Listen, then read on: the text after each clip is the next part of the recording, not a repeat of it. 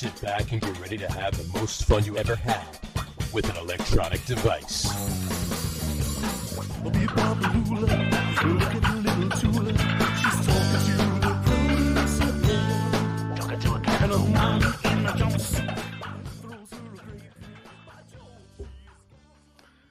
All right, everybody, welcome out to the Get On With It Sports Show. It is Wednesday, November the 15th, 2023. Jersey Johnny coming at you with me, as always. It's none other than Mr. RadioPete and Mr. Harry Lug Nutz. Say hello, gents. Hello. Howdy. How is you today? Just spectacular. Fantastic. We are a week and a day away from Thanksgiving. Can you believe it already? Sure. Year flew by. Meh. Meh. Meh. Meh. Meh. Yeah. So how are you guys on this fine night in the smack dab middle of the month, middle of November? Ready to answer, obscure questions about. Ready to answer obscure questions about people from the 40s in sports. Yes. All right. Yes, well, I'm done with my Christmas shopping. Are you? You are. Yeah. So am I, because I'm not buying anybody anything. Yeah, I did none. I did not. Getting anything for anything. So you're done. There you go. Yeah, I'm done. There you go. Cool. Yeah, I still have a couple other things to get, and I'm only getting a couple of things. So there you go. Get out and get it done. Then you can just sit back and not have to worry about laugh at everyone else who's hustling and bustling between Thanksgiving and Christmas. Exactly. Oh, that Thanksgiving is by far my favorite holiday of the holidays. Really? Really? Yeah, I like Thanksgiving better than don't get me wrong. I love Christmas. I love New Year's. I love blah blah blah. But Thanksgiving is Christmas without all the gifts and running around and get this and who that blah blah blah blah, blah. It's football. It's cooking all day. It's eating all day. It's drinking beer all day. It's watching football. 3 games you got. Pete, you look better or different or something. Heck, I'm still here. No, you're incognito at the moment. You're on your darkness retreat or what? Basically, for you, the most gluttonous of holidays is your favorite. Pretty much. Yeah. I do enjoy. That's fair. I do enjoy Thanksgiving. All holidays are fairly gluttonous. It's just a different, type of preferred gluttony. Pretty much. Yeah, but Thanksgiving is sort of the it's fairly like everything kind of evens out, right? Because we all get to eat the same food, right?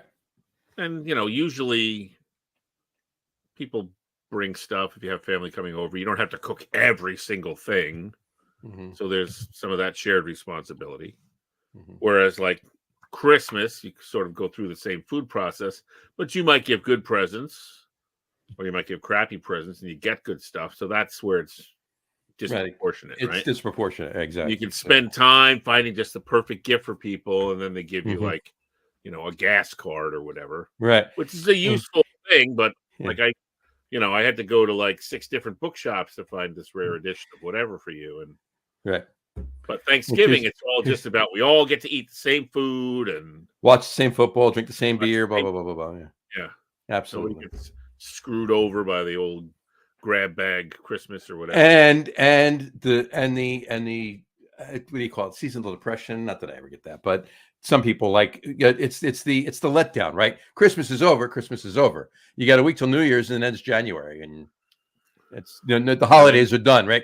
At least with Thanksgiving, with all of that, you got 6 weeks or 4 to 5 weeks of the holiday season, right? You got the merriment, and pretty much wherever you go, maybe there's parties throughout that. Somebody's having an early Christmas party or a gathering, a get together, whatever. So you got all of that. You got that to look forward to, that period in there to look forward to. Right. So there's a lot of reasons that I like it, but that's me. That's just call me silly. So you're silly. I am. All right. All right. We got some memes. Meme it up. Meme it up. Well, they're not really memes. I mean, these are we call memes. They're not really memes. They're just oddly written things, bad signs. Didn't proofread things. So we'll kick it off with this one. So we'll start with this one right here. Meat juice, one of our favorite beverages. It's the official beverage of Wisconsin, isn't it? I think so. There you go. Now, is that made from all of the animals? I think it's a blend. Yeah, I do. I think it's nice. A cow, pig, what is that? A cow, pig, turkey, chicken, turkey, fish. a chicken, and a fish. The fish is the wild card in this. Right, exactly. Like, what is it? Like, do you blend it up separately and then sprinkle it, like just pour it over the top, like float it on top of the rest of the juice? You just you dribble some scales on top for right. There you go, for effect, like like you're dusting it like with nutmeg or something. It's actually the scales of this. So I thought that was interesting. All right, then we have this one here. This was handwritten, but it was actually for specials one day. Here you go. Today's special: grilled salmon, mashed potatoes, and Asperger's, $8.99. That's a good price for Asperger's. Asperger's disease. Right. Yeah. And you get salmon and potatoes with it for only $8.99. That's not bad at all. Good price. It's a good price these days. Yeah. Well, and of course, it's very special. It's very special. Yeah. Exactly. So maybe they were learning a new language when they wrote that. They may very well have been. Then there's this one along the same lines, food-wise, if you will, but it's for after you eat, like when you're packing stuff away, leftovers, if you will. There you go. Everyday value at AC Moore: insulted lunch bags, $3. You open it up and you get a fresh insult. Right, exactly. Yeah. What does that do to a lunch bag? Insulted. Now, they're not insulting lunch bags, right? It's not opening it up and you're getting insulted. They've been insulted. Right, exactly. So do they like? That seems a lot for lunch. They don't hold your sandwich, or they just the bottom falls out. They're like, what's the point? Right. Depressed lunch bag. They just refuse to work. They're like, fuck it, I'm not carrying it. I'm done through this. Why bother? Exactly. Did you hear what that guy said to me? I've never called me Ziploc. I've never been so holding a grudge. Called me Ziploc. He called me. I'm a Ziploc. Damn it! He called me a paper bag. That's right. Anyway, all right. Next one. This was interesting. I don't know if I want to shop here. It depends on who else is in the store. All right. Of course it does. Absolutely no clothing or footwear is allowed in garden center. Yeah, I mean, if there's any place where it should be allowed.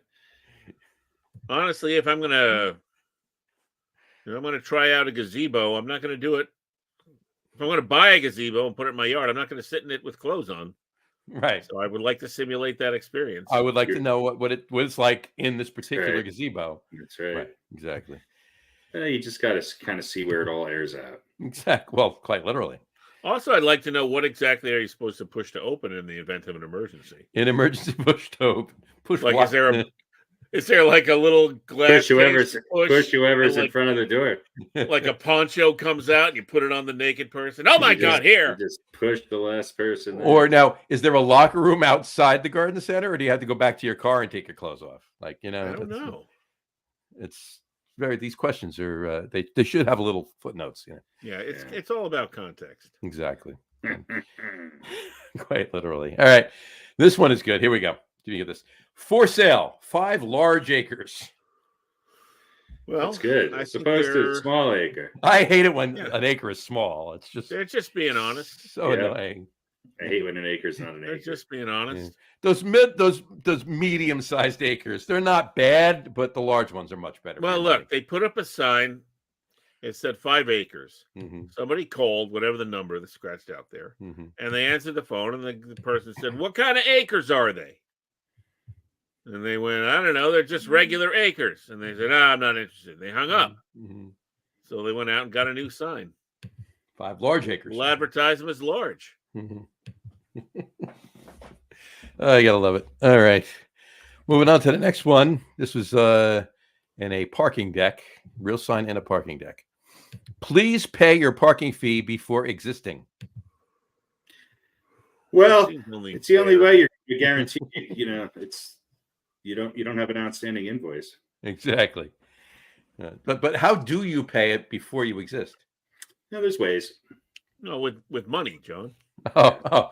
Or credit card, me. Apple Pay, credit card, Apple Pay. Yeah. Or I guess before you exist, you'd have to pay with a promise. It would be a promissory note, right? Exactly. No, I mean, somebody's got to, you just have to defer some of your future savings to your pre-existing account, and then Right. you're fine. And then you can pay it. Like it's almost like a pre-existing. Yeah, that's the key. Pre-existing Venmo. Right? Yes. Or, yeah. Gives new meaning to pre-existing- pre-existing condition. Right. Yeah, Exactly. if you are pre-existing, then any account you have would therefore be a pre-existing account. Well, if you ask certain people in Congress, like the Right. Speaker of the House, he does believe we exist before we exist. So. Well, there Yeah, you go. that's true. How about it? All right. Moving on to the next one. Staying with the sign theme here. I'm interested how many people actually visit this street. Goa Way. I mean, you can't go away unless you're there. So Right. quite a few. Yeah. Look at the janky sign bracket on the top there. It's I like, what the fuck is that? Right. Yeah. It looks like And the sign really- is also off center. I mean, that's something we do all the time anyway. Hmm. That's No matter true. where you live, you No matter do where go you live. away. Exactly. But like, what block do you live on? Go away. Fine. Don't tell me. Yeah. Fine. Let me walk to the other side of the room and I'll ask again. Right, exactly. 1, 2, 3, go away. Well, you don't have to count it down.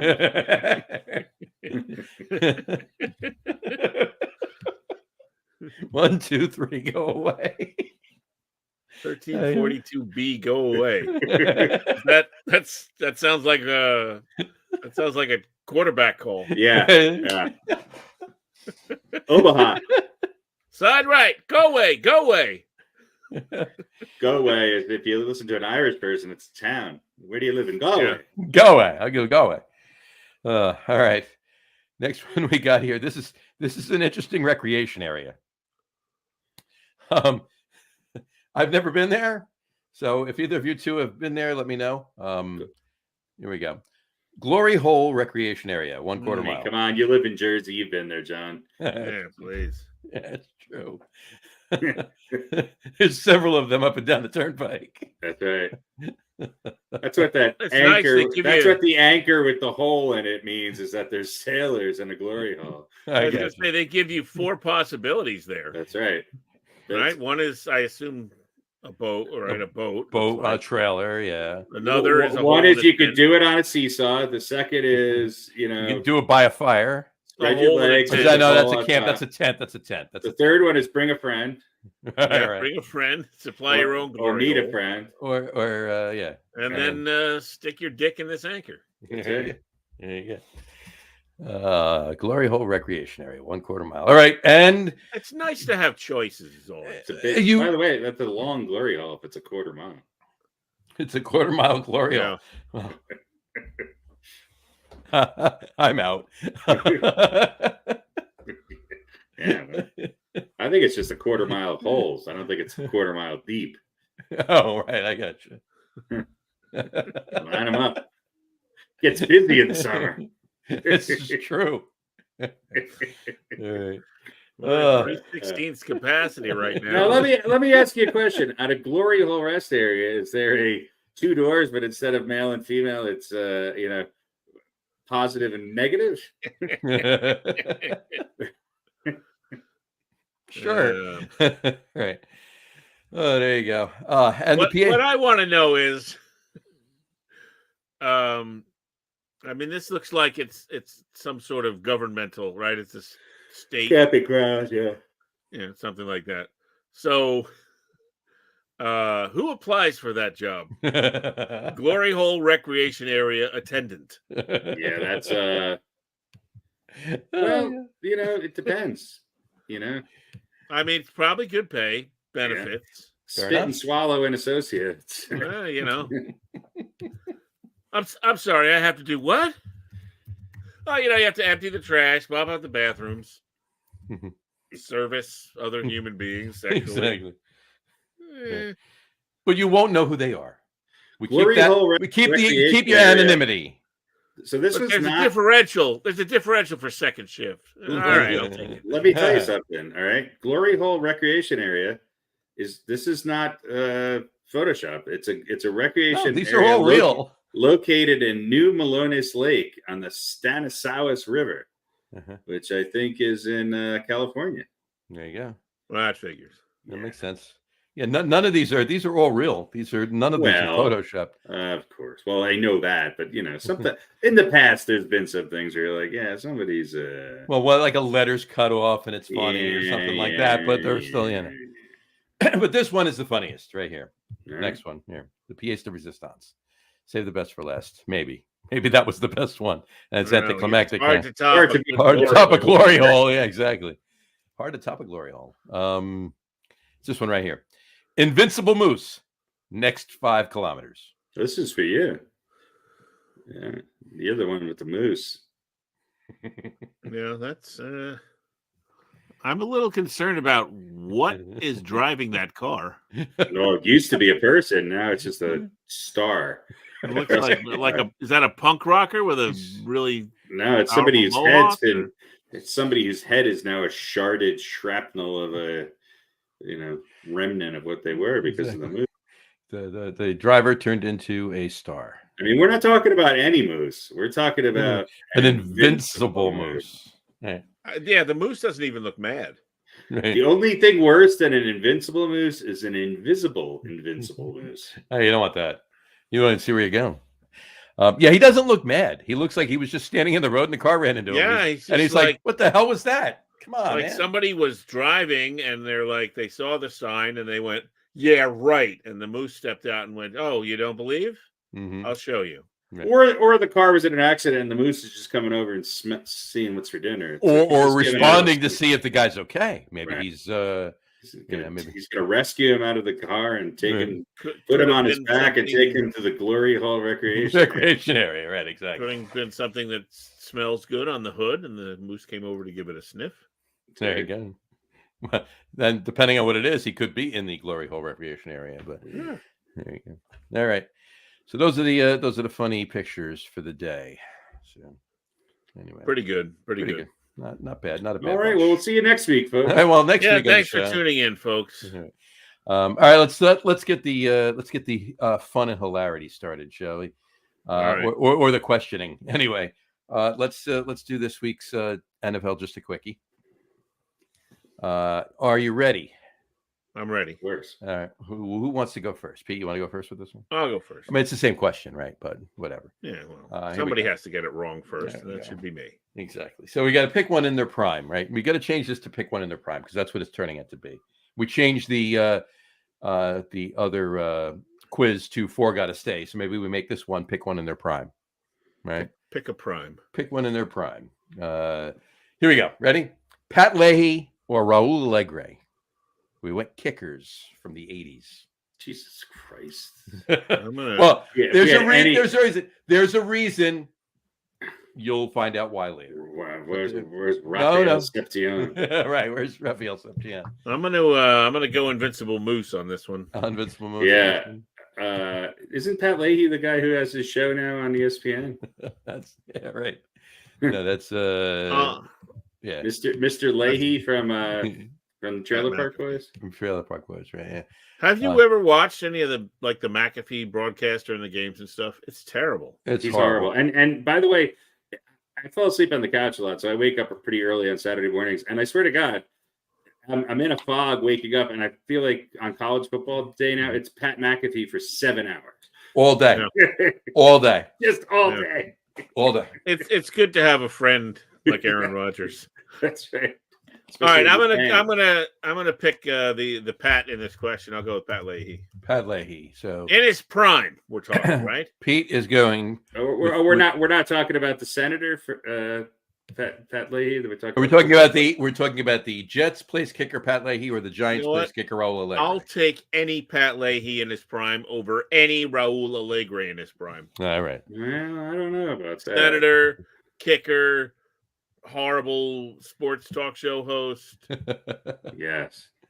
A glory hole recreational attendant. Yeah, who rocked the glory hole more, Pat Leahy or Raul Allegre? Who's the second guy? Raul Allegre? Raul Allegre, yeah.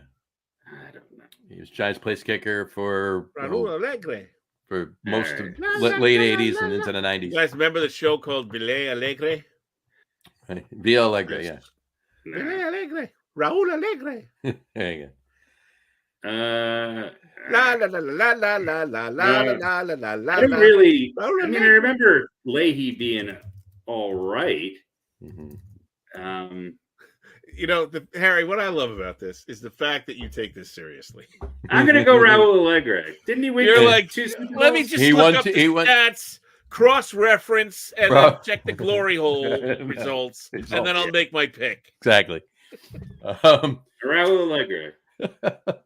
I don't know. And I'm like, yeah, I don't know. Let's go with the guy named Pat. Raul Allegre won 2 Super Bowls, although he didn't kick for one of them. Matt Barr was that's right. I remember there. But Raul Allegre was the place kicker for the Super Bowl they beat. 86. 86, yeah. And there you go. All right. The correct answer is Raul Allegre. No, the correct answer is whatever your opinion is. It doesn't really matter. I lean towards Raul Allegre too. He did win 2 Super Bowls. So there you go. All right. More, but you're not wrong with Pat Leahy. Pat Leahy kicked for 17 years for the Jets. Okay. So. I got the answer wrong. It's fine. You didn't get it wrong. It's par for the course. There you go. All right. How many Super Bowls did Pat Leahy kick for?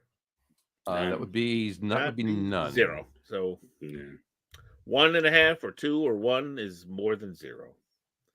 Mm-hmm. So congratulations, Harry. Your extensive research has paid off. I was just trying to remember it too. I didn't realize Leahy played that long. How many years did you say? 16, 17 years he played for the Jets, and he was drafted by somebody else before the Jets. Well, I'll be damned. There you go. All right. That was just a quickie. Not too quick, but just a quickie. All right. That brings us to this week's Four Gotta Stay. Four Gotta Stay, we're doing top tight ends of all time. Oh boy! Did we do this already? We had a top 10 list a few years ago, but we didn't do tight ends. Yeah, top tight ends of all time, and this is going to be hard. This one's going to be hard. There's no not for me. That's what you hear whenever you walk into the glory hole. This one's gonna be hard, right? It's gonna be hard. Give me a minute. I just had a fucking invincible moose. Invincible moose crashed my car. What was it called? Not invincible. Was it invincible? Impossible? Invincible. Yeah. Invincible moose. Invincible moose. Right. The invincible moose. Sounds like an alternative vegan burger. It's actually the name of the. I'll have the invincible moose burger, please. I'll have the invincible moose with some fries. It's the name of the Moosey Dryer biopic. There you go. Right. Invincible Moose. Invincible Moose, the real story of Rocky and Bullwinkle. Yeah, right. Yep. All right. So here we go. You ready? Okay, we're going to say top tight ends all time. Write these down. You know the drill. 4 got to stay. I give you 6. 4 got to stay. 2 got to go. Write these down. Here we go. Tony Gonzalez. He was horrible. Oh yeah, this isn't going to be easy. No. Tony Gonzalez. Antonio Gates. Oh yeah, another guy just overrated. System tight end. Yeah. Mark Bavaro. Fail. Well, gee, I was told shocked. You this would be hard I'm for me. shocked at that one. If you don't apply logic and reason, I know. Not difficult at all. Pete, I know who you're for already before you even have to tell me. I already know. So, I'm more interested to know why he doesn't like Mark Bavaro, other than that he played for the Giants. He played for the Giants. Oh, okay. So I mean, but yeah. Right. Well, and here we go. Here's the next one. I'm going to get an from Pete. Ready? Another systems tight end, Rob Gronkowski. I love the Gronkster. He was great. Yeah. Next one, Jason Witten.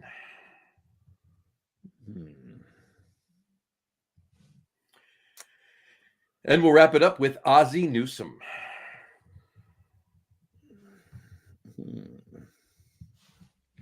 So once again, Tony Gonzalez, Antonio Gates, Mark Bavaro, Rob Gronkowski, Jason Witten, and Ozzie Newsome. 4 got to stay, 2 got to go. We're going to start with Harry this time. Well, I love Bavaro, but he just doesn't have the resume that these other guys have. And I do believe I believe the only one on this list who's not, I could be wrong on that because Gronk might be too early. The only one who's not or won't be in the Hall of Fame is probably Bavaro and Witten, I think. So I got to go with the Hall of Famers here. I'm going to go with Tony Gonzalez, Antonio Gates, Rob Gronkowski, and Ozzie Newsome. I think Newsome's in the Hall of Fame, isn't he? Newsome's in the Hall of Fame, yeah. So, all right. So you're going with Tony Gonzalez, Antonio Gates, Rob Gronkowski, and Ozzie Newsome. Peter. Yeah, I think you're right. Bavaro, he really didn't do much. He had one big catch where he carried a couple of 10-pound safeties on his back. Flash in the pan. That's it. That's all he did. And I love Jason Witten, but look, Gronk is one of the best ever. It's not like the Patriots weren't beating up on the Jets all those years only because they had Gronk. They were just a better team. He was one of the reasons, but not the reason. He's one of the best ever. And Newsome was awesome. Jason Witten was great, but he's got to go. I agree. There you go. All right. We are in agreement. Once in a blue moon, the two of you agree. Tony Gonzalez, Antonio Gates, Rob Gronkowski, and Ozzie Newsome. Those are your 4 top tight ends of all time. From this list, anyway. There you go. All right. Very good. Moving on. We're going to jump into NFL question of the week. NFL question of the week. All right. The NFL question of the week. Why? Just why? The NFL question of the week is brought to you by the Giants and Jets offensive lines collectively. Anyway, all right. Why? The question is, with all the games lately and all the records lately and everything coming up, who will have the worst record at the end of the season? Not tomorrow or whatever. We're talking football? Football. Who will have the number 1 pick in the draft? Who will have the worst record? Well, I'm hoping it's the Giants, but it probably won't be. Mm-hmm. Of all the NFL teams? Of all the NFL teams, who will have the worst? Right now, the Arizona Cardinals have the number. Right now, they're the worst team, the Cardinals. The Panthers are the second worst team. The Bears are the third worst team. The Giants are the fourth worst team. The Cardinals don't even have Josh Dobbs anymore. Right, but Kyler Murray's coming back this week. Why are the Cardinals? Oh, because the Cardinals played one more game than the Panthers, right? Right. Yeah, I think it's going to be the Panthers. Play Murray. They're going to play Kyler Murray. They're going to play Kyler Murray this week, and he'll be back for the rest of the season, assumingly. Did the Panthers play the Giants? No. The Giants do not play.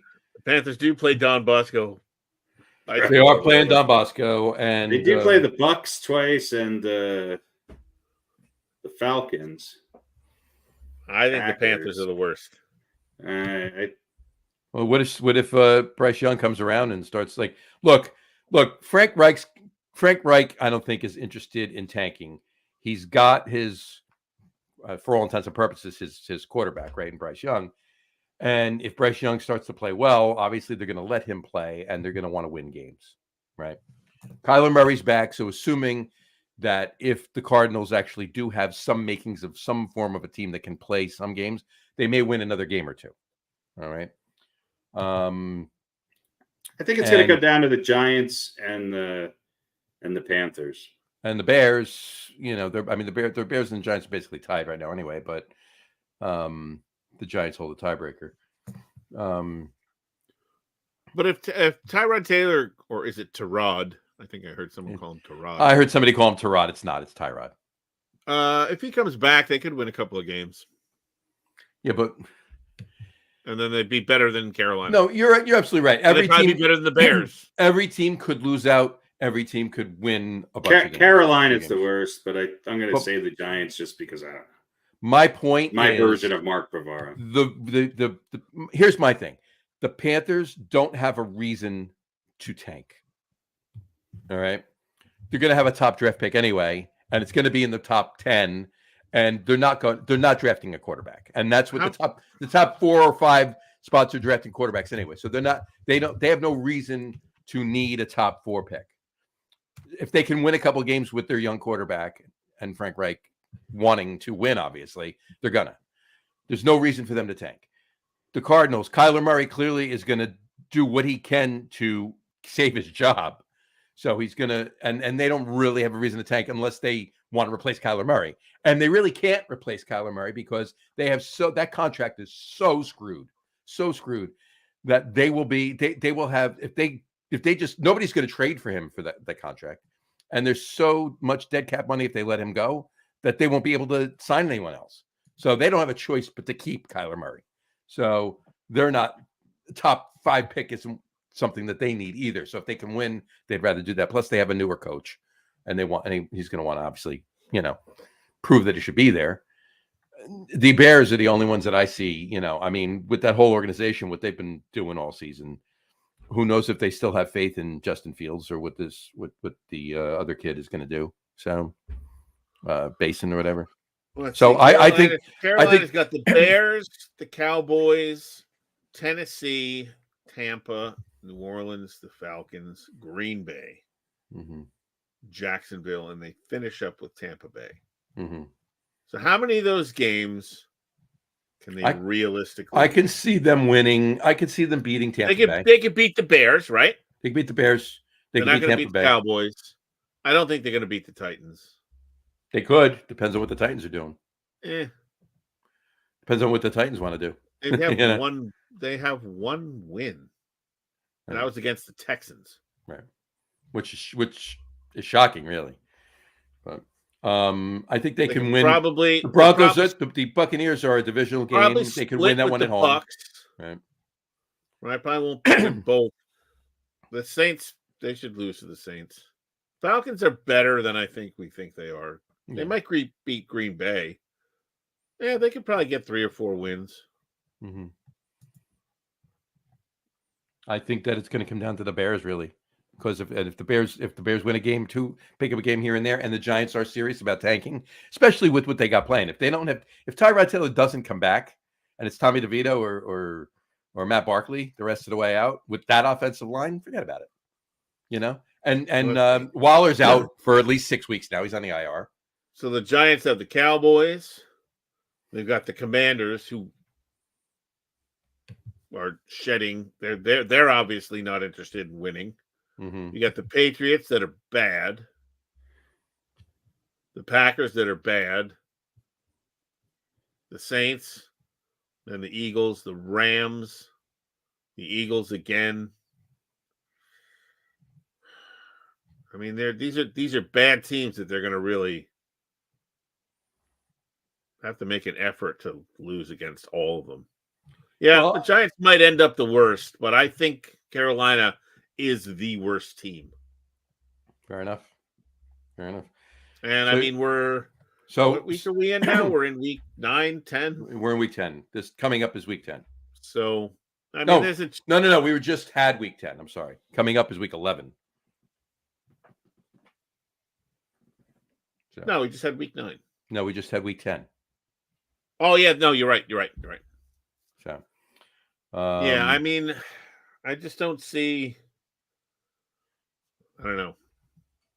Bryce Young's going to have to get significantly better. You know what I mean? I got you. So, okay. So you're saying Carolina is probably the worst team. And I would tend to agree with you, but who's going to have the worst record? Carolina. I think it's Carolina.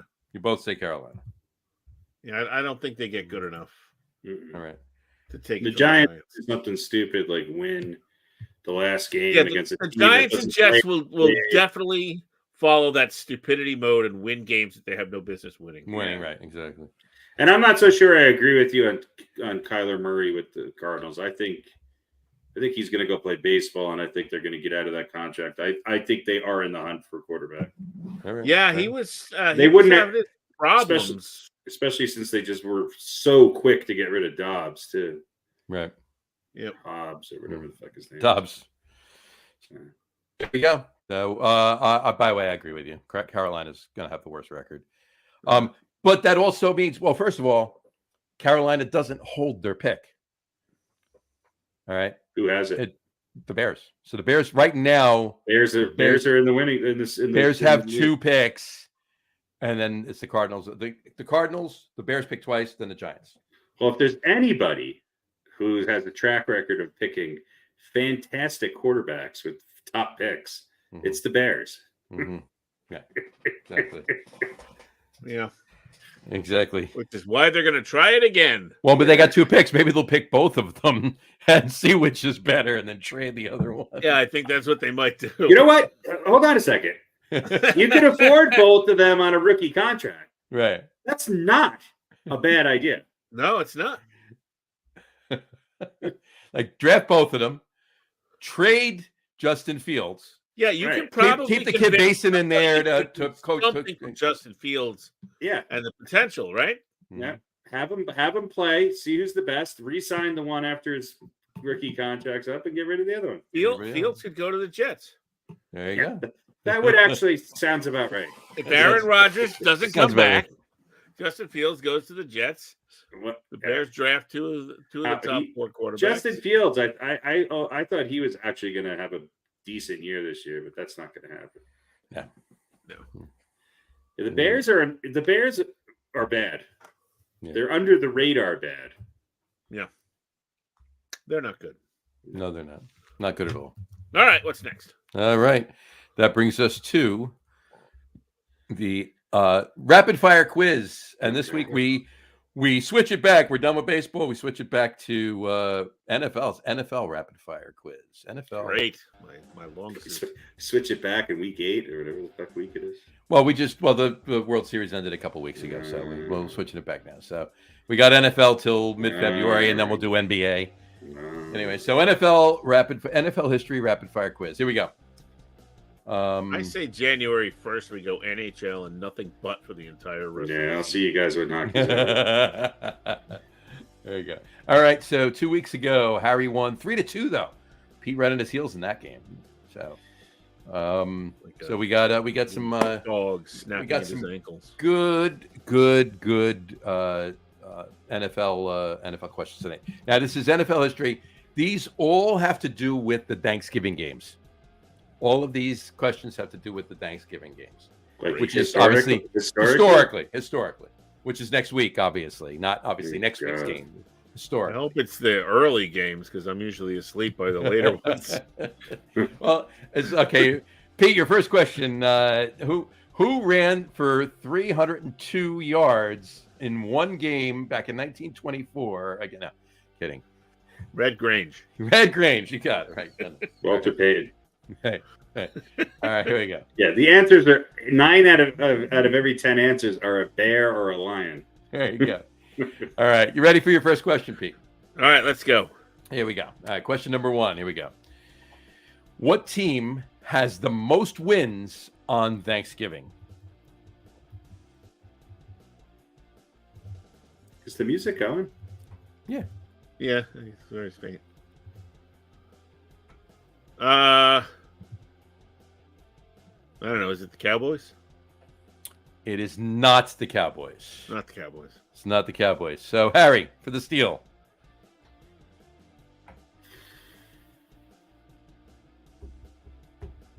I'm just going to play the numbers. Is it the Lions? It's the Lions.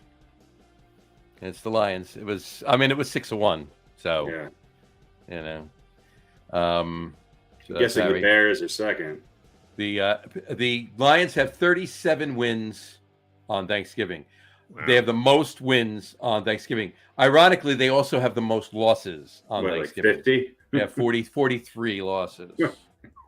37 and 43 on Thanksgiving. They're 47. There's been a couple ties along the way too, hasn't there? 37 and 43. There you go. All right, Pete. No ties, huh? I thought there was a couple ties. Question number 2. All right. Well, the 37 wins and 43 losses. It says nothing about ties. There could be other games that they tied. Sure. They have 37 wins and 43 losses. So. Question number 2. Question number 2, Pete. Ready? How many ties do the Lions have Thanksgiving Day? Yeah. Here we go. Question number 2. What quarterback has the most passing yards on Thanksgiving? In one game. What quarterback has the most passing yards in one game on Thanksgiving? Not totally, just in one particular game. What quarterback has thrown for the most yardage in one game on Thanksgiving?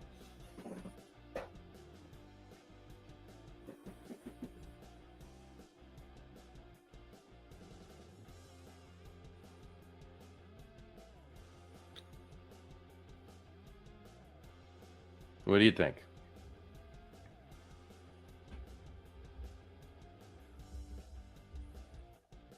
Is he frozen again? No, I'm here. Okay. You're like literally just not moving. So I thought for a second you were frozen again. I don't know.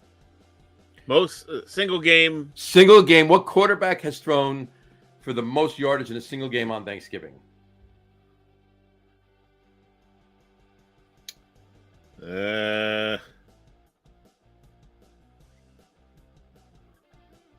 What do you think? I don't know. David Klingler. Wow. David He gets Klingler. a point just for bringing that name up. You know what? I'm giving you that. No, it's not. Harry for the steal. All right, so I'm guessing it's either a Cowboys quarterback or maybe Stafford with his time with the Lions. So is it the question really is it Romo or Aikman? I don't think Dak has had a game. I'm just Troy Aikman. Troy Aikman would be correct. Pete, I'm throwing you a couple beach balls here. Well, you threw me off by the Lions having the most wins. Well, I wouldn't think that would be possible. I'm guessing Stafford probably is up there in the top 10. The rest of it's probably all Dallas quarterbacks or maybe one game where who knows? More on that in a little bit, Pete. We'll touch on that in a little bit. Here we go. Pete, question number 3, ready? Yeah. Okay. Which is the most frequent, happen the most matchup on Thanksgiving? So what two teams have played each other the most on Thanksgiving?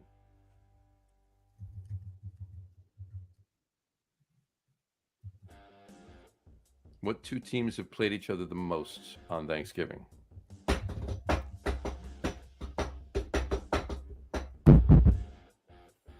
What do you think?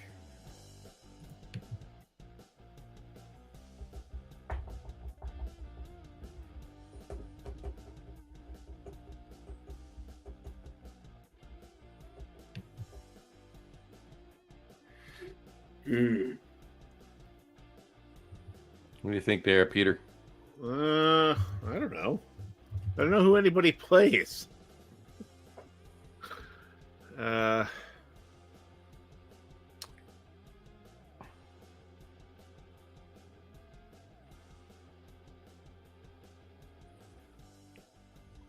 don't know. The Lions and the Bears. That would be wrong. It was not the Lions and the Bears. Harry for the steal.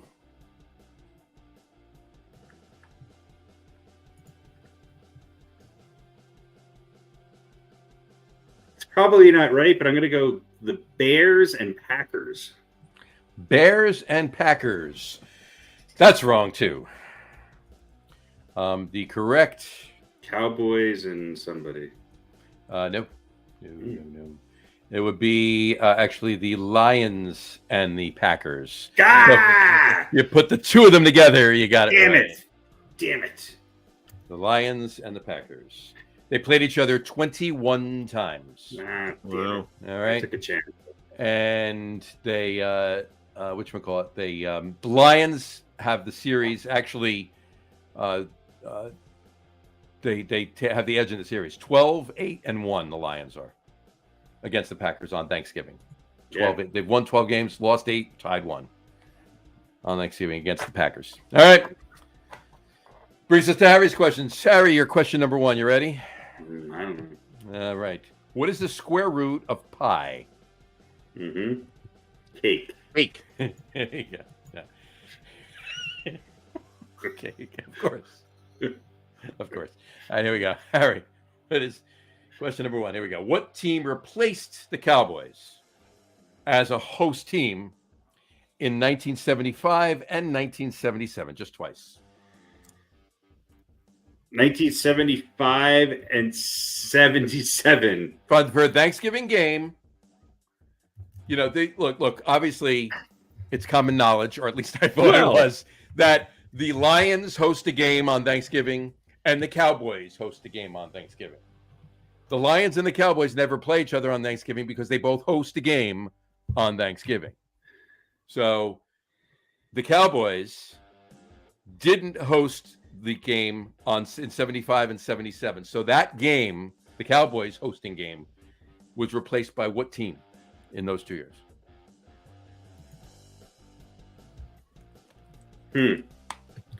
So 75 and 70, was it an NFC East team? I don't think it was the Giants.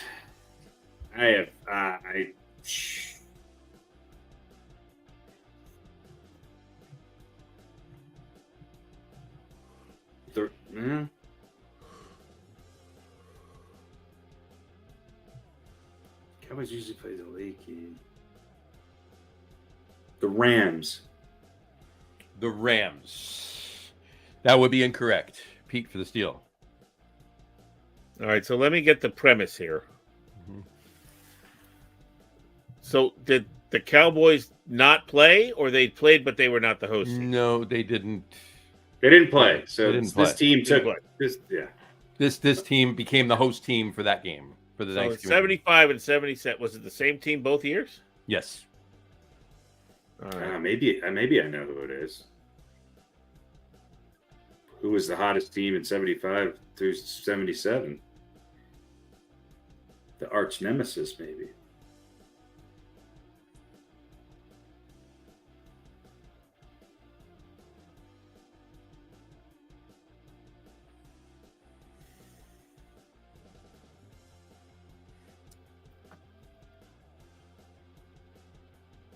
Trying to think who would have.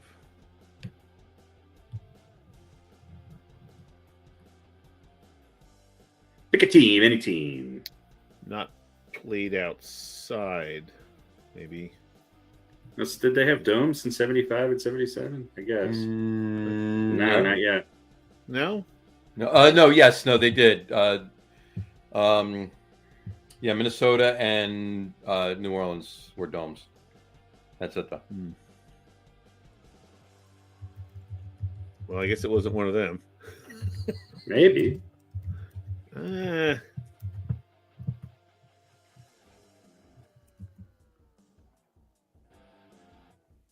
I'll say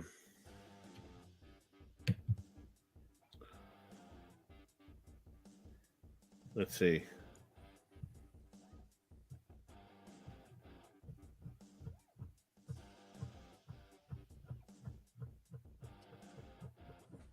Who could it Maybe be?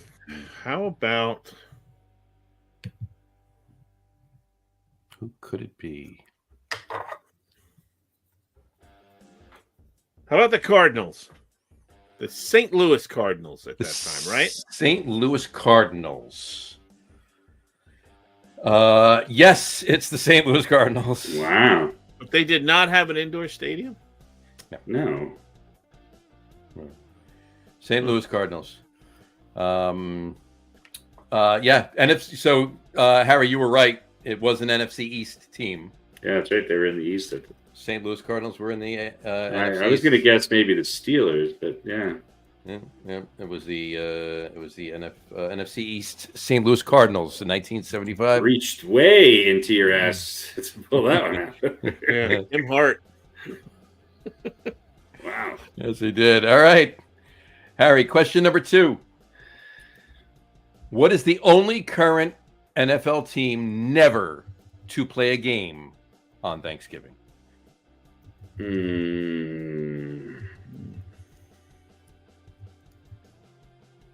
That's a good question. Current team.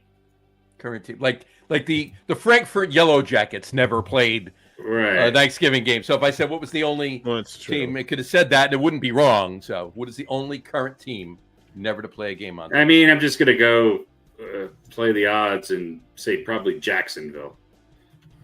Those would be good odds because it is Jacksonville. Yes. There you go. All right. And question number 3 for Harry. Here we go. I need you to name one of the 2 quarterbacks to post a perfect quarterback rating, 158.3, in a Thanksgiving game. I mean, when did they start quarterbacks ratings? A while ago. It's not really. Yeah.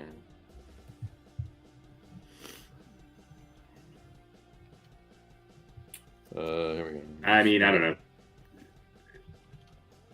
And I guess Tom Brady had to have done it at some point.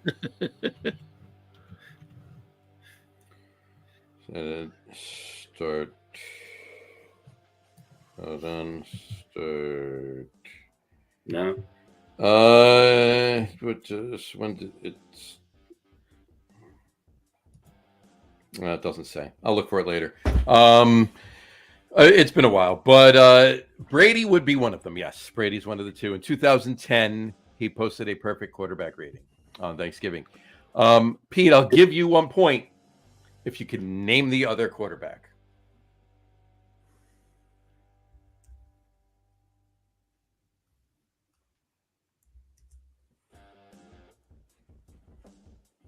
I'm not going to say David Klingler.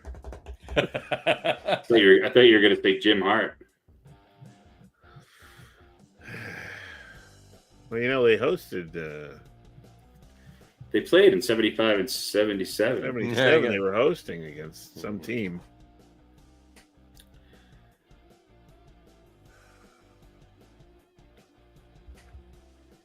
Is it? Well, you might not be able to. Is the current quarterback? No. Not someone who's playing now. No. How many people have done it, John? A lot, right? How many people have done what? Posted a perfect quarterback rating? Yeah. In general, a lot, but on Thanksgiving, only 2.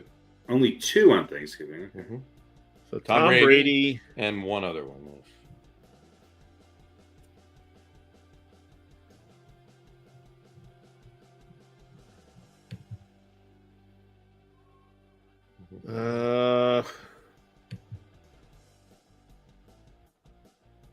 No, not somebody current. So I don't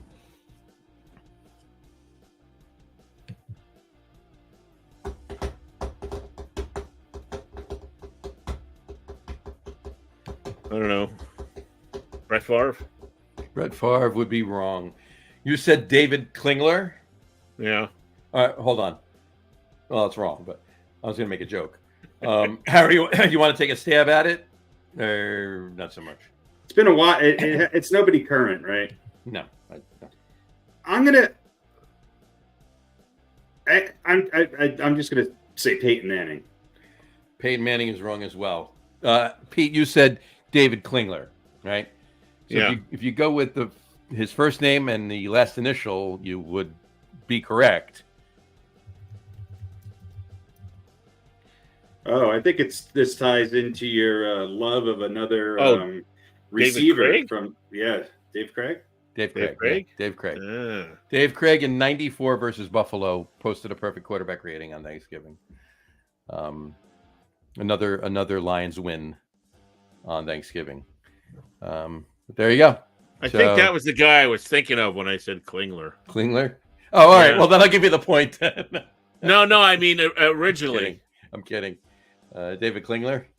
Are we done? Klingler, did he even play for the Lions? I don't know. I don't think he did. I just looked it up too when you were kidding around. You said something about he was a cast member on Night Court. Yeah, you said something about the Cardinals. I was like, oh wait, Neil Lomax, but he didn't get drafted until like 80 or 81. Yeah. All right. I think Dave Craig was the guy that I meant initially when I said Klingler, but I just had his last name wrong. There you go. Well, now that you cleared that up, I'll give you the point. Who did Klingler play for the Bengals? Let's find out. We have the technology. David. I'm gonna say he played in like the 90s, right? David Klingler Mid-90s? He played for the Bengals. Yeah. And the Raiders. He played the for Raiders, okay. He played for the Bengals for 4 years, and then the Raiders for 2 years. That was it. Yeah. And then he was drafted in '92. He lasted a little longer. He definitely sounds like a Jet quarterback, right? Dave Klingler, yeah. So, sixth overall pick. Yeah, I remember that. Mm-hmm. Dave Craig. Yeah, Dave Craig is the guy I meant, but I had the last name wrong. Well, not that it was the right answer, but at least he was an actual Lions quarterback. Right. Well, it was his only year with the Lions too. 94. Yeah, because he played for the Seahawks most of his. He played for the Seahawks for 12 years. Yeah, and the Chiefs maybe. He played for the Chiefs for a couple of years, the Lions for a year, the Cardinals for a year, the Bears for a year, and then the Oilers, the Tennessee Oilers, before they changed to the Titans, for 2 years. So he had a 19-year NFL career, Dave Craig. Craig had some good years in there, right? I'm guessing, yeah. Uh-huh. So yeah, well, I mean, he was for a lot of the 80s, he was throwing to Steve Largent. Yeah, you know, he must have made a couple Pro Bowls. I'm guessing two, maybe. Made three. Okay. 3 Pro Bowls. Yeah. So there you go. All right, kind of hard to make the Pro Bowl in those days, and when you're playing. Well, the AFC, he was going up against some guy named Dan Marino or some guy named John Elway or some guy named Dan Fouts or right, exactly. Yeah, there were a couple of good quarterbacks in the AFC. Yeah. So Harry wins 4-1. That's more like it. There you go. Here's the weird fact, and this ties back to the NFL. Just a quickie. Here you go. Ready for this one? Raul Allegre kicked for the Giants and the Jets in the same season. Okay? Ooh. In 1991. But it gets weirder. He was on the Giants for a number of the 80s. He 85, I think they had Ali Haji Sheik, and then they drafted Raul Allegre. They got Raul Allegre. He kicked for the Giants for the Super Bowl from 86 in January 87. He was on the Giants the whole time. He got hurt early on in 90 when they signed Matt Barr, and Matt Barr obviously kicked the winning field goal in San Francisco to go to the Super Bowl and so forth and so on. Anyway, but in May of 91, the Giants cut Raul Allegre because they were keeping Matt Barr, right? He signed with the Houston Oilers in the preseason and played preseason games with the Oilers. But then the Oilers cut him. In October, Matt Barr got hurt for a couple of weeks. So the Giants re-signed him, and he kicked for the Giants for a few weeks. And then Matt Barr got healthy, so they cut him again. And the Jets picked him up in December because Pat Leahy got injured. And he kicked for the Jets the rest of the season and into the playoffs, because the Jets went to the playoffs in 91. All right? And they lost, right? But but who did they play in that game? The Houston Oilers, who he kicked for in the preseason. So, just a weird fact. Yeah, and that was the prime of his career. And that was the prime of his career. So there you go. That's our NFL weird fact of the week. All right, cool. And there you have it. Let's bring that back up to here. All right, that brings us to. Got to get over here and turn that off. That brings us to our top 5 list. Remember when we used to do top 10s, and we took an hour and a half just to do the top 10? Pretty much blocked it out. Tonight's top 5 2 weeks ago was the NFL players from the 90s. This week is top 5 NFL players from the 1980s. From the 80s. From the 80s. So Harry and I had the exact same list in the exact same order.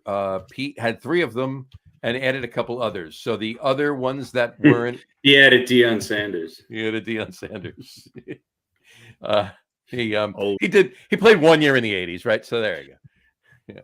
But here we go. He had so I'll give you 5 B and 5A are Pete's other two, and then we'll do 5, 4, 3, 2, 1. There we go. So 5B is, we just mentioned it, Steve Largent, getting passes from Dave Craig all those years, except for when he played in the 70s. But I only played 4 years in the 70s. Right. Well, no, 5 years. 76, 7, 8, 9. Oh yeah, 4 years. 6, 7, 8. Yeah. 4 years. Yeah. And there you go. So Steve Largent. And 5A would be Mr. John Elway. There you go. I'll read them all off and then we'll talk about them. Number 5 is Anthony Munoz. Number 4 would be Mr. Dan Marino. Number 3, Ronnie Lott. Number 2, same team, Joe Montana.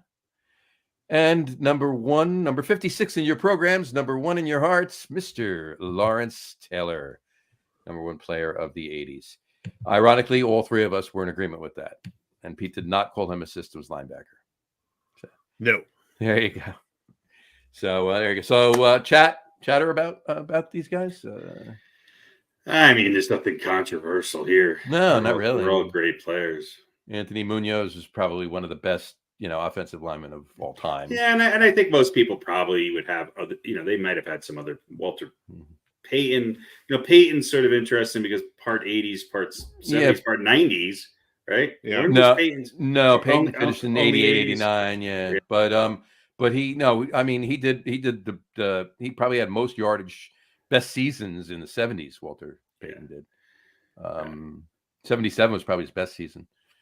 But I saw Jerry Rice on a couple of other lists that I was looking at. Yeah. Mm-hmm.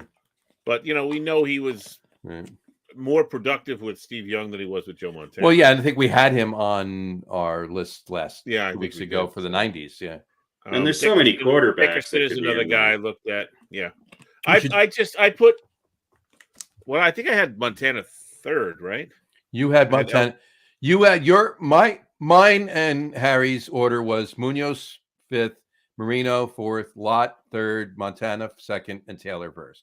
You had Ronnie Lott 5th, Steve Largent 4th, Montana 3rd, Elway 2nd. You had Elway over Montana, and then you had Taylor 1st. Yeah, and Elway's certainly in the top 10. He was he better than Marino in the 80s? I mean, he went to Super Bowls. He had the same amount of wins in the 80s. People like I put people like Dan Fouts up there. Fouts is the reason I put Elway as high as I did is because I feel like and I know this has been overblown by a lot of people, but I feel like he did more with less. He had less to work with. Right. He did have some good players. Yes. He had a great defense. He had a great defense. But, Montana, the whole team some of those years were Hall of Famers now, or almost, you know what I mean? And fuck Dan Marino. Sorry, he doesn't make my list except for guys I hate the most, maybe. But that's irrational, I understand. I did consider putting him on the list. But that's the only reason I put Elway ahead of Montana. I think he did. So he did as much, didn't win as many, yes, but he didn't have quite the same talent level to work with. Right. Interestingly enough, if you look at who had the most passing yards in the 80s, Montana was first with almost 31,000. Second was Dan Fouts. Mm-hmm. Yeah. 28,301 yards passing. Yeah, Fouts was amazing, but they could never win any. I know. Well, Marino was third. Guess who was number 4? Chad Pennington? Phil Simms. Phil Simms was number 4, yeah. You had Danny White and Neil Lomax ahead of John Elway. Mm-hmm. So, it's interesting when you look back on it. I mean, here's some other guys who, when I think of the 80s from a quarterback standpoint, here's who I think of. I think of guys like Ron Jaworski, Warren Moon, Bernie Kosar. Mm-hmm. I mean, it's just, then you roll into the early 90s. Randall Cunningham. Well, did Cunningham late 80s? He was more 90s to me, but yeah. So yeah, you're right. It's it's interesting. And then when I think of the 80s, I also think of some of the best defensive players. So besides Taylor and Lott, if you got guys like Mike Singletary, you obviously have people like Richard Dent and Reggie White started in the 80s, right? Yep. Yeah. So, I mean, it's and then you think about some of who was the defensive end for the 49ers who is a Pro Bowler. Anyway, there's a lot of great defensive players too there. But it was way more of a running backs league I mean, you had great running backs and great quarterbacks along with, a handful of Hall of Fame receivers. Yeah. Well, and that's, listen, that's the reason I put Largent on the list. Right. He played 4 years in the 70s, played all through the 80s. Mm-hmm. And when he left the game, he had the records, I think, for the most receiving yards and most touchdowns or whatever. They were, of course, eventually surpassed. But sure. But and I know his last 2 seasons were not great, but he had. You're absolutely right. 3 or 4 or 5, maybe 6,000-yard receiving seasons during the 80s and stuff like that. When he left, he was the man. When he was the man. When he retired, the very next year he won the first ever Steve Largent Award. Yeah. I think he's won it a couple times, hasn't he? He won the first ever the year he retired, and then he won it a couple of times after that. Largent had the second most receiving yards in the 80s. Number 1, somebody we forget about, James Lofton. Yeah, James Lofton, sure. Here's some numbers. Number 3, Art Monk. We forget about those Redskins teams. Mm-hmm. I mean, Joe Jacoby might be in my top 10 list, Sure. And of course, then you got guys like Stanley Morgan, who was played, I think, in the 70s and 80s. You had Wes Chandler and Chris Collinsworth. Chris Collinsworth at 6,700 Chris Collinsworth yards. had a lot, yeah. Drew Hill. Chris Collinsworth played in 2 Super Bowls. Kellen Winslow. Lost them both. Yeah. Almost won the second one with Boomer. I mean, if you would have told me that Chris Collinsworth had more receiving yards, than Jerry Rice in the 80s. I mean, he also played in 30 more games, 40 more. Right. But yeah. Right. But what about Altoon? I don't know what Altoon.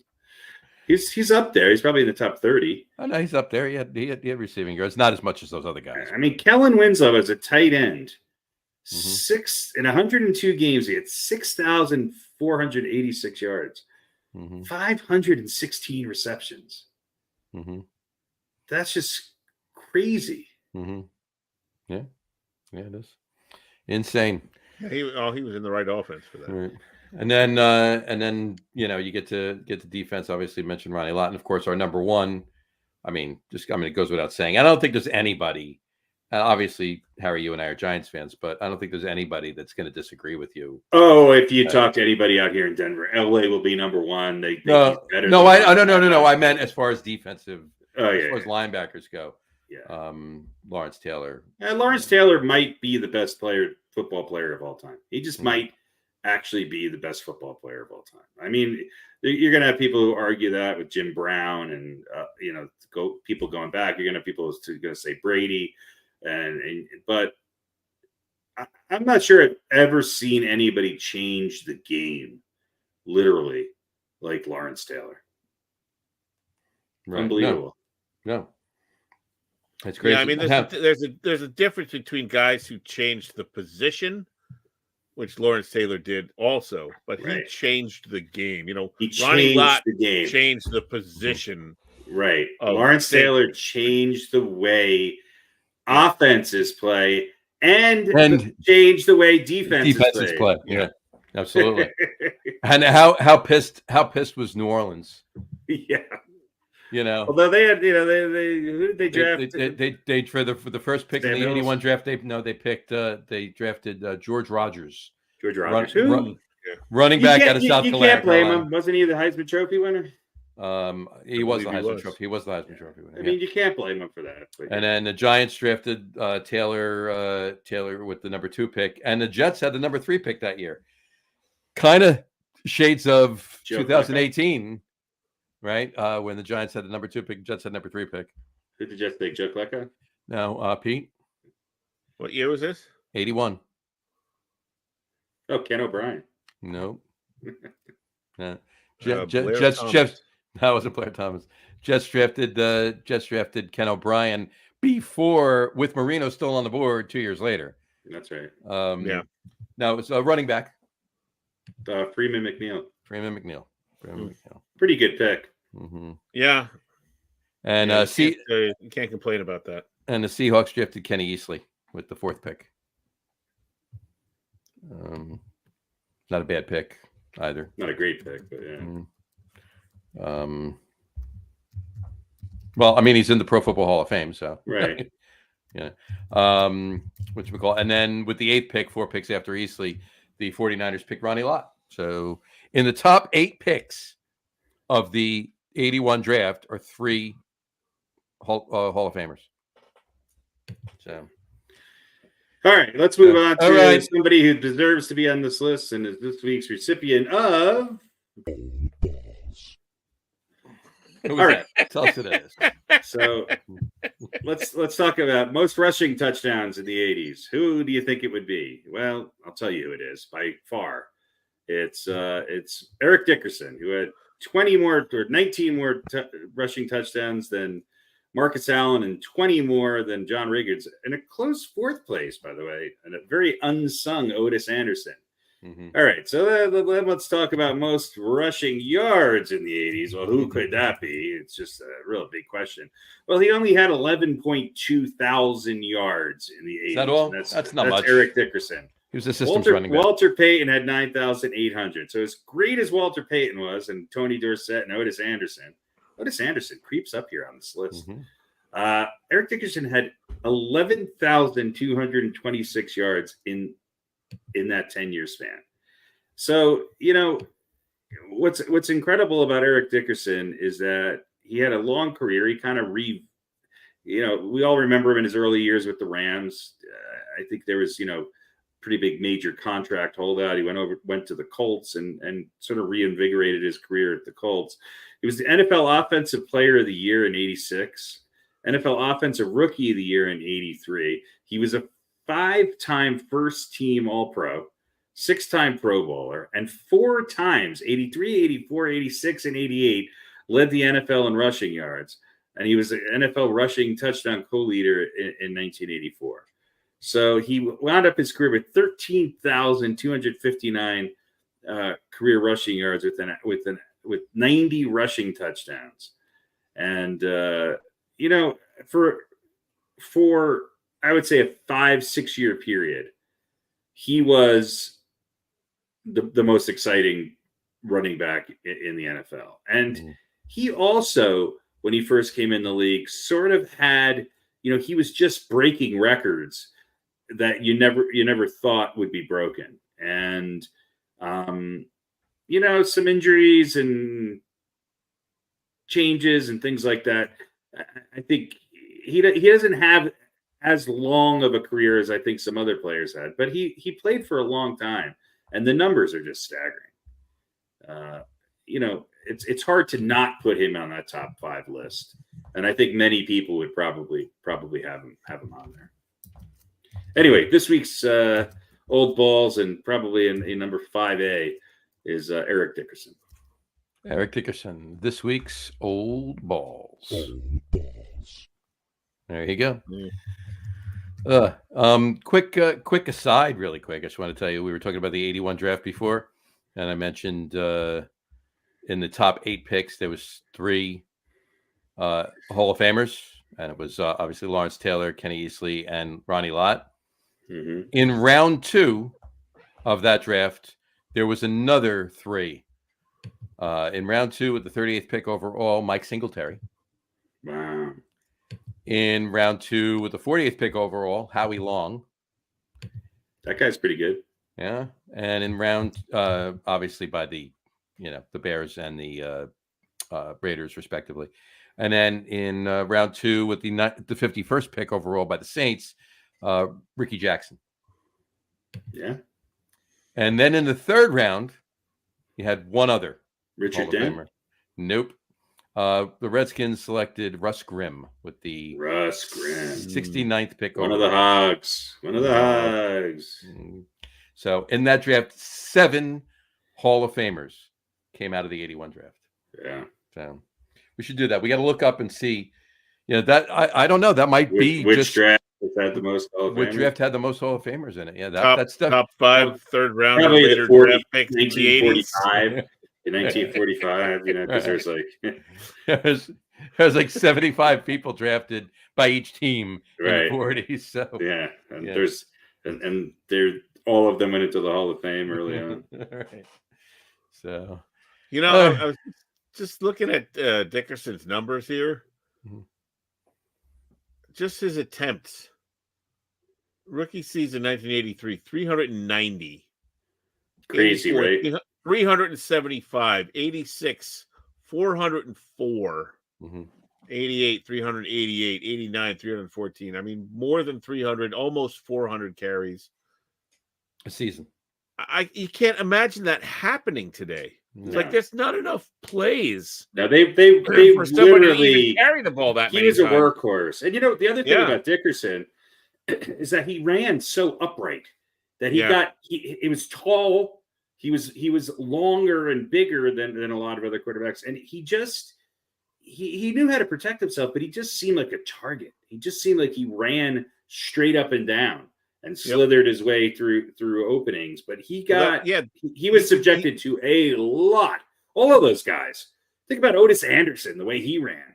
Mm-hmm. Oh my God, crazy! And they were in offenses that were where they ran the ball 75% of the time. Yeah. Yeah, there was no. I mean, other than the Chargers, and Fouts, and Pryor and everything else with Eric Coryell and everything else, nobody had a West Coast offense back then. It was all grind it out, and you had your passing plays here and there, but it was on the ground. And a lot more screens and things like that. So the running backs were still getting everything else obliterated in those schemes. Space, yeah. So 2,996 carries. Yeah. That's insane. He couldn't get 4 of the carries. Seriously. He couldn't come back for one game in the next season. I think he did blow his knee out finally, didn't he? Or something? Yeah. Like maybe just hand him the ball off and just have him fall right down on it. So he can lose 4 yards, but he gained 4 more carries. Kidding. Anyway. All right. Peter, do we have an over-under tonight? No over-under tonight. No over-under tonight. All right. Well, we'll have to wait till next time. Wait till next time for the next over-under. All right. Which will actually be, that one will be in December. It'll be the beginning of December. So, there we go. There you go. All right. Anything else? Are we good? No, I got nothing. All right, Harry, anything? Nope. I think I am good. Hopefully next time we can dive into what I has found to be a very, very interesting NBA start to the season. And man, the 76ers certainly do not miss Joel Embiid, and the Los Angeles Clippers experiment is one that I don't think I want to be diagnosing. It doesn't look very good, but I don't know if there's anybody who said about the Clippers, they figured it out, they've got it now. It's like they have 5 of the same people playing, And as good as the Celtics are, I mean, I think that Milwaukee is still figuring things out. Their defense went from number 4 to the last. Yep. So we shall see. We shall see. We shall see. And we have no show next week because it's Thanksgiving Eve. So we're taking the time off. So we'll be back in 2 weeks on the 29th, November 29th. With the news show, the regular show. Next fun show will be in December, like we just said. We'll see if somebody has a perfect quarterback rating on Thanksgiving. We will see if that. I know John will have a perfect stuffing rating. I will have a perfect stuffing and an IPA rating. Stuffing to fresh hopped IPA. Sierra Nevada Celebration Ale. I'll be drinking that next week. God, that you sounds want gassy. you want to watch me drink my first one of the season? Watch the Lager Room podcast next Tuesday night. I'll be drinking the first one. So. There's something to look forward to. There's something to look forward to. Exactly. What are you doing tonight, honey? Oh, I'm going to watch a guy drink a beer and talk about beer. I'm going to go outside while there John are some people that do watch the show. Well, so. John Really? Is that what night. Well, it's his first one of the season, and I don't want to miss it. So maybe we could have Johnny's birthday night. That's right. Priority. Bring him on the show. We'll put him on the show. We'll say happy birthday to him right on the show. There you go. First one of the season. Live from Glory Hole, California. Glory Hole, California. And the Quarter Mile Rec Center. And brought to you by Impossible Moose. Hosted by Invincible Moose. Muse. Serious question here. What's some Muse? Is Glory Hole a town? Or Glory Hole Rec Center. I think it's the lake was nicknamed because Glory you know how Hole. you have like the rest stops, right? In Jersey are named after people. Yeah. Do they have recreation areas that they just name after things? And one of them No, I Glory Hole? I think there's a lake there that's a lake. Glory Hole Lake? It's Glory Hole Recreation Area in Calaveras, County, California. It's in Napa, right? Glory Hole Lake. Napa. It's in Napa. Yeah, it's New Maloney's Lake. Okay. So what it is that Malonis. Yeah. In other words, why is it named Glory Hole? Yeah. So there is a giant hole, a man-made hole. There's a giant in the middle of the lake, which helps the lake. No, there is. Right.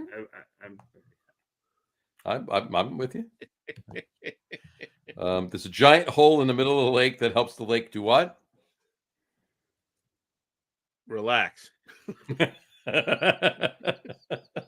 Smoke a cigarette. It sounds like, the city supervisor or something allowed like his 8-year-old son for his birthday to name the recreation area. What happened is in 1953 there was a spillway for a dam next to the lake, and the design is variously called a bellmouth, a morning glory, or most commonly a glory hole. The design of the spillway is called the glory. According to Visit Napa Valley, it is essentially a giant concrete funnel sticking up. Oh, I see it right here. Up out of the dam, 75 feet in diameter at the top and 28 feet at the base. When Berryessa's surface level rises over 440 feet above sea level, close to the overflowing dam, it subsumes the funnel. When the water starts to drain out of it from a bathtub, it creates a hypnotizing swirl, i.e. the glory hole. And so at the rec center, you can go and watch the glory hole while you stick your cock in a glory hole. It's fantastic. So in every sense, it is a we're gonna recreation area. We're gonna have to go do a show from Napa.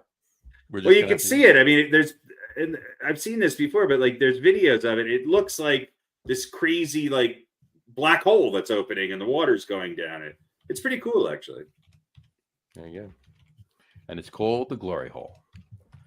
I mean, conveniently called. But I agree with Pete. I'm like, they could have called it something else, but well, here's the thing. It's just in the 50s, right? So if they called it that in the 50s, it's highly likely. I don't know what the etymology of the Urban Dictionary glory hole. There were glory holes in the 50s. No, I'm sure, but did they call them glory holes then? Somebody did. Yeah. Maybe this was the first glory hole, and then they adopted that name for the Urban Dictionary. Oh, there's a glory hole. A big hole with a sucking sensation. There's a glory hole road. Yes, Glory Hole Road. Nice. It's right. You know what? I'll meet you on the corner of Glory Hole Road and go away. That's right.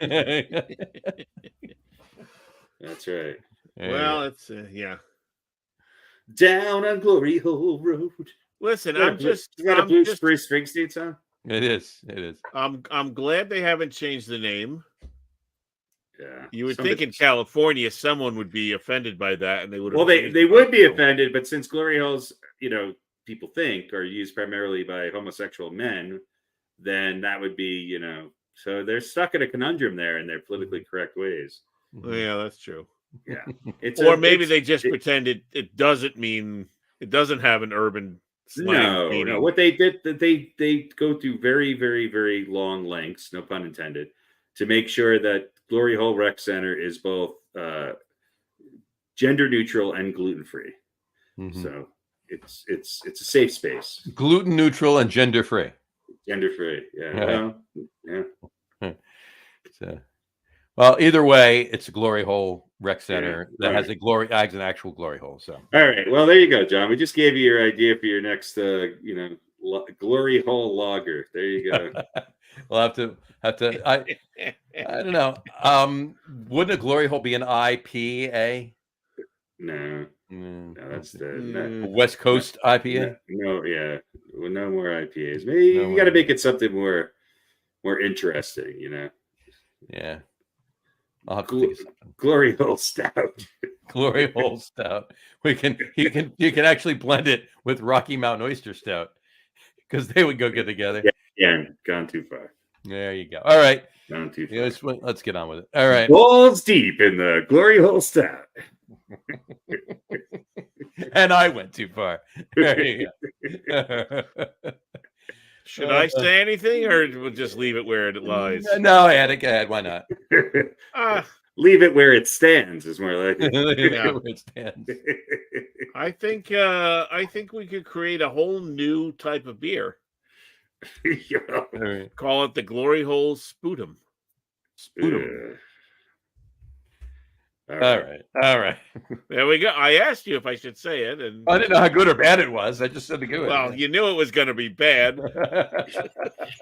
Don't give me that you didn't know. All right. It's my fault. Not only did we know, but we were never going to stop you. Exactly. Yeah. Anyway, all right. Anyway, on that note, we will wrap. It would have to be a sparkling Sputum. Sparkling. Well, it could be sparkling. We were talking about Napa Valley now. Come on. Right. It's this is wine so country. You can blend it with Prosecco and some Moscato.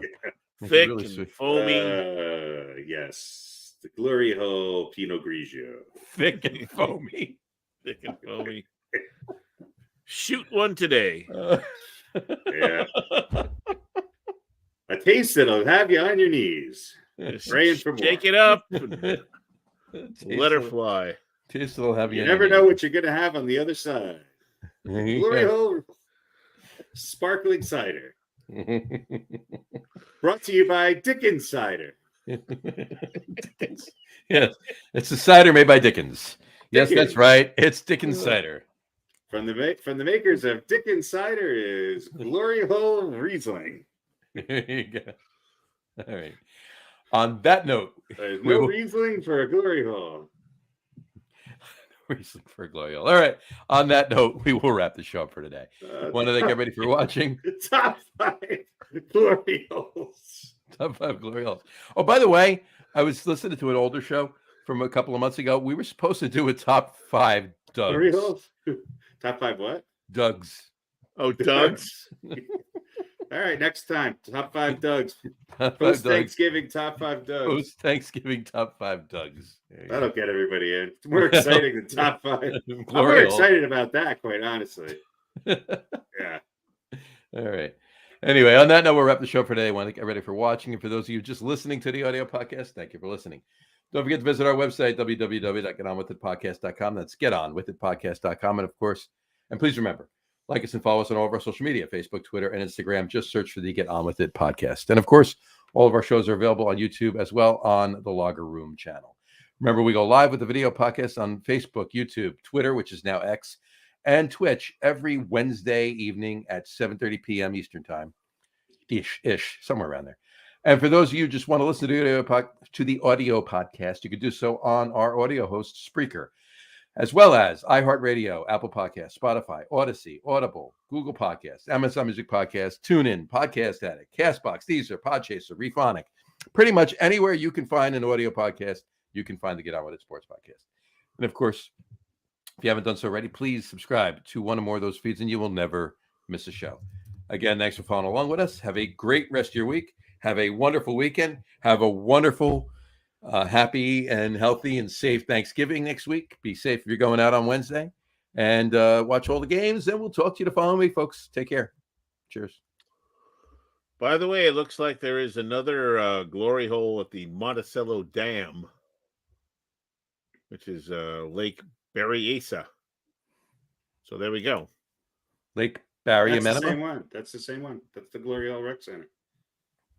No, it's not Lake Berryessa. It's Lake.